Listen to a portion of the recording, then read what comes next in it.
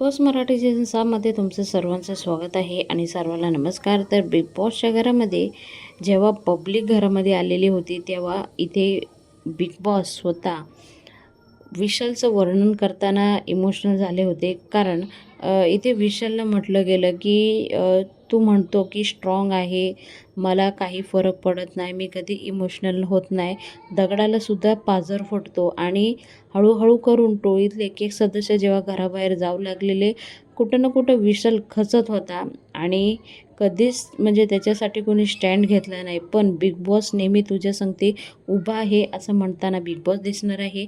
आणि इथे विशाल खूप इमोशनल झाला, कारण टोळीमधले सगळे सदस्य हळूहळू करून जाऊ लागले तेव्हा विशाल एकटाच होता.